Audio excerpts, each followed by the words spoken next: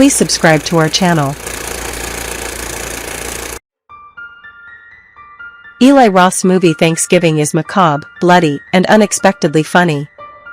The director takes slasher brutality to a new level to tell a story that is already iconic among horror fans. It all begins with a Black Friday sale that begins earlier than usual at a shopping mart in Plymouth. The consumers line up, and they get restless with every passing minute. A free waffle maker was the item of attraction, and the employees at the mart were under immense pressure to contain the crowd. With only 2 security guards, the situation was bound to slip out of control. And it does so when a bunch of privileged teenagers sneak into the mart and mock the waiting crowd. Thomas Wright, the owner of Wright Mart, took pride in his fiancée, Kathleen's, brilliant idea to start the Black Friday sale on Thursday itself. The free waffle maker did attract a huge crowd, and as they sipped on fine wine and turkey roast in their cozy home, the situation at the mart started to go out of control. Wright's daughter, Jessica, did not approve of Kathleen, and she missed her mother now more than ever. Providing emotional support to Jessica was her boyfriend, Bobby, a baseball champion lovingly dubbed Golden Arms by his fans. Jessica and Bobby joined their friends to watch a film on Thanksgiving. On their way to the movie hall, Evan announced that he needed a new phone, and what better place could there be than Wright Mart? While the crowd waited for the store to open, the group casually entered through the back door.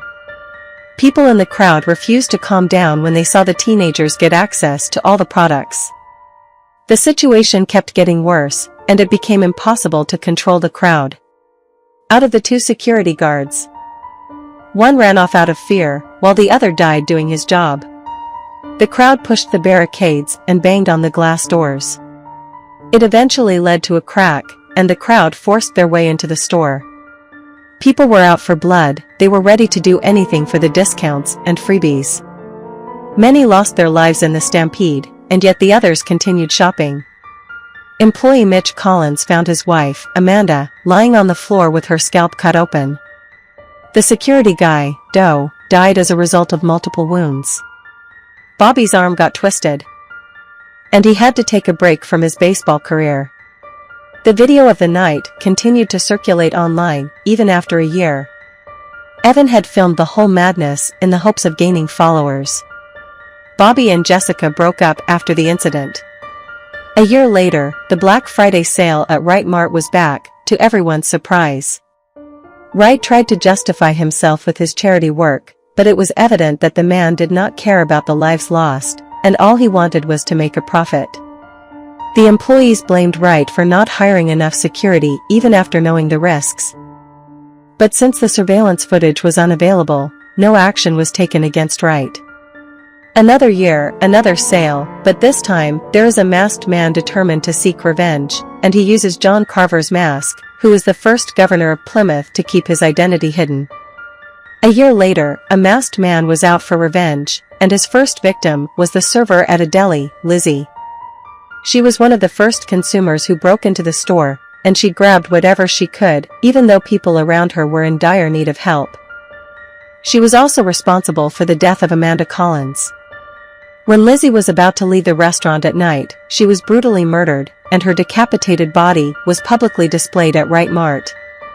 But despite the chilling murder, Thomas Wright decided to continue with the Black Friday sale. The killer created a social media account by the name of John Carver, and he uploaded a picture tagging Jessica and her friends. The picture suggested that he had set the table for Thanksgiving dinner and was waiting for the tagged people to join him. The killer's next target was the security man who abandoned his post that night. The killer uploaded another picture of the table with the heads of his 2 victims on it. Jessica was absolutely paranoid once the killings began, and she decided to take a look at the surveillance footage her father kept hidden from the world. And Bobby agreed to help her. After a year of staying away from the public eye, Bobby returned to town, and he reconnected with Jessica. She did not expect to find suspicious video footage of her boyfriend, Ryan. Even though he denied knowing anyone at the mart, as it turned out, Ryan shared a good relationship with Doe, the security guard. When Bobby and Jessica confronted him about it, he explained that he was simply friendly with the guy because he was supplying them with Adderall. While Ryan seemed to be out of the loop, people doubt Bobby since the killings began after his return. The killer eventually got hold of Evan and Gabby, but Jessica managed to escape from the madman. Investigating the serial killer case was Sheriff Eric Newland, and at the end of Thanksgiving, we find out that he was the killer. Eric was in love with Amanda, and the two intended to get together once she divorced Mitch, but before that could happen, she was killed in the stampede. He could not get over the loss, and he decided to seek revenge on those primarily responsible for her death. He blamed the teenage group for instigating the crowd after entering the store through the back door. Eric had a motive, but he was also demented enough to execute the most gory murders. One of the most iconic scenes in Thanksgiving is getting the human roast ready. Since Kathleen had come up with the idea of an advanced sale day, Eric wanted her death to be unique. After knocking her unconscious, he prepped her body for the roast. After waking up, Kathleen was able to exit the house, but Eric attacked her with a garden fork. She was brought back into the house and stuffed in the oven. Eric served her as a Thanksgiving treat to Thomas Wright, Jessica, Evan, Scuba, and Gabby. He murdered Evan on livestream, stating that his death would make him famous. Everyone at the table had lost hope, but thanks to McCarty, Jessica had a ring with a knife hidden in it, and using it, she freed herself and helped Scuba do the same. Scuba was injured while trying to stop the killer, and Jessica found her way out of the house. By then, Jessica was not yet aware of who the killer was since Eric had been wearing a mask all along. By the time she found her way to the main road, the sheriff was lying on the street injured, and she noticed Bobby enter a warehouse. Jessica watched Bobby remove the John Carver mask. She was confident that he was the killer. And Eric convincingly dropped the phone that he used to log into the John Carver account to blame it all on Bobby. But in the end, the truth finally comes to light. Eric consoled Jessica after it was assumed that Bobby was the killer. She asked the sheriff to allow her some time alone before she headed back home. We can conclude that Jessica found it hard to believe that Bobby was the murderer, and that was why she stole the phone collected as evidence. When the sheriff returned, she noticed that his shoes and pants were dirty. And she realized that they both had been at the same place, which implied that he was the killer.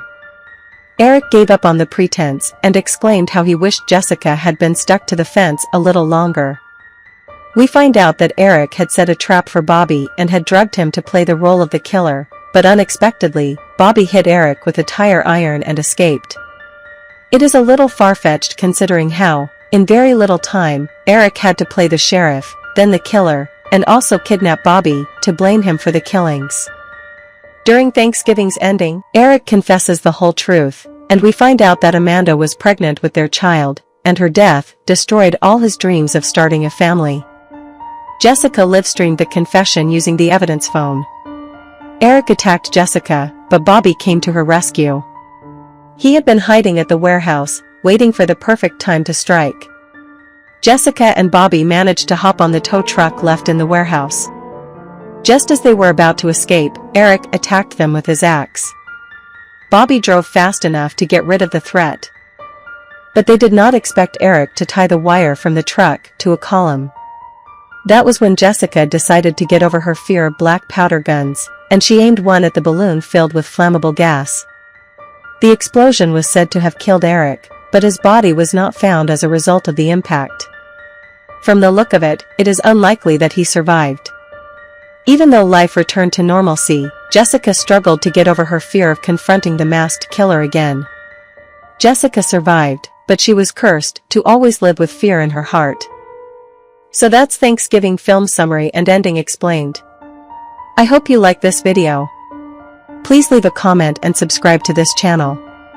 See you in another video. Bye.